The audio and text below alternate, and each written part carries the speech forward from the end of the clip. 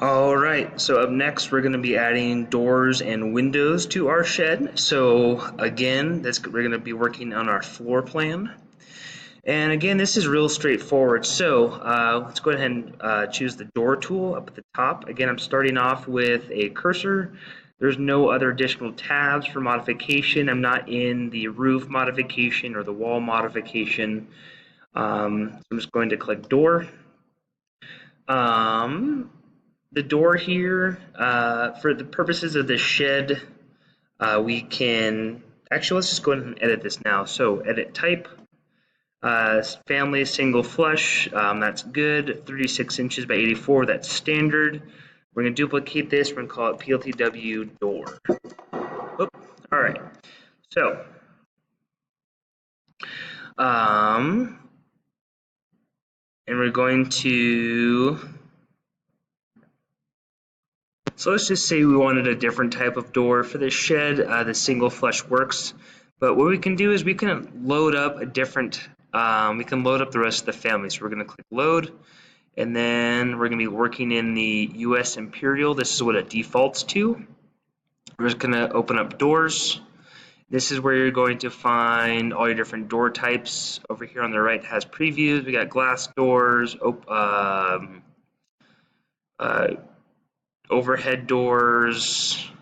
If you go in residential, here's some fancy doors, some glass fronts, some garage doors, a whole bunch of crazy stuff. But for our purposes, we're just going to leave this a good old-fashioned single flush PLTW door. So we're going to hit OK, and just go ahead and drop this puppy in there. So this arc represents the swing of the door, and then the door represents what's going to happen when it's open. So we want to maximize the storage space in this shed.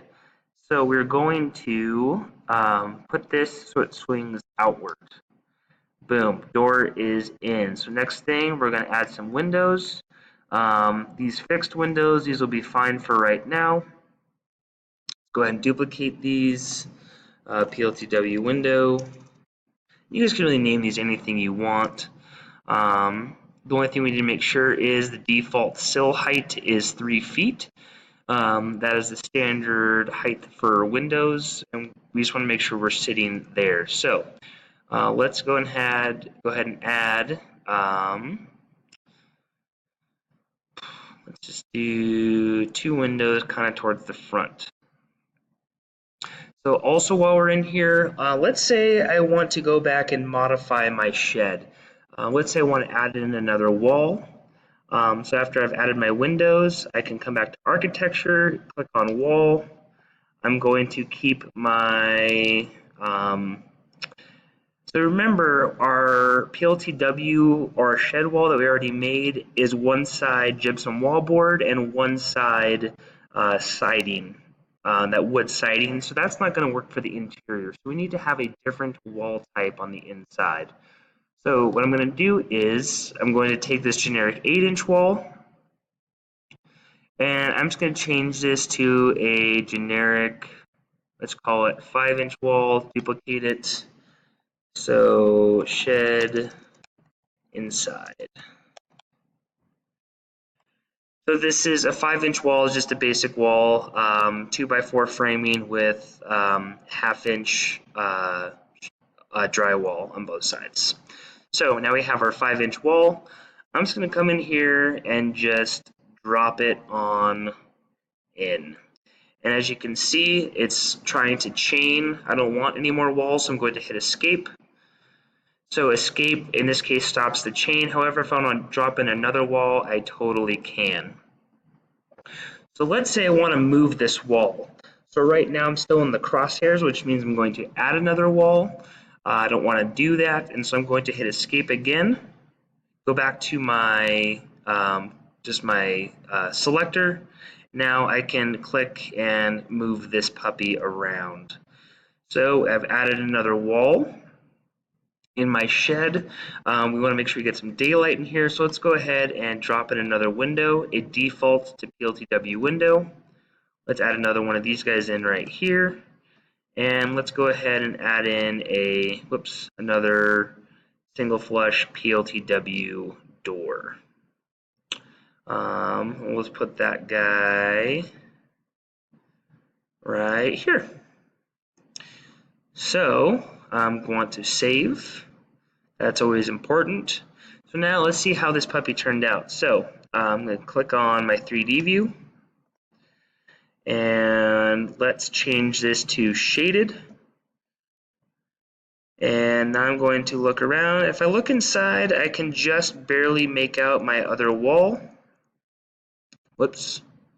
I can use my view cube to rotate around, and I can see my other door right here, my interior wall, and things are looking pretty good. So that's how you add in doors and windows and extra walls. I guess while we're here, we'll quickly add a floor. So I'm going to select mine real quick and just hit delete. And then we can come back and we're actually going to make our floor. So I'm coming here to floor, and I'm going to add a floor. So this is similar to the roof. So floor, generic 12 inch. This is just a concrete slab. 12 inches is awfully thick. So what I'm going to do is change this to, so I'm going to change structure. I'm just going to change this to, instead of 1 foot, I'm going to change this to 6 inches. Hit OK. Oops, looks like I need a 0 in there. 0 feet 6 inches. Hit OK. I'm going to duplicate this as PLTW floor, or just let's just call it shed floor.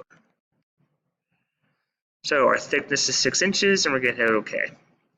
So now, as you can see, everything is grayed out because I'm working on the floor, and so I'm not working on the walls or anything else. That's why it's grayed out. Again, boundary line, choose walls. Choose, and here we go. Choose my walls, and choose my walls. Hit green. Now I am done. So when I come in here to my 3D view, boom shakalaka, there is my wall. And as you can see, let's turn on our hidden lines here. The wall or the floor lines up with the 2x4s. The siding hangs off of it. So when they talk about the structural component and the core in our wall sections, I'll show you what I'm talking about right here. The core boundary, so when you build a floor, the outside of the floor matches up with this core boundary. All right, so that's why if you see this doesn't line up, that is why. So this is the thickness of our sheathing and our siding out here.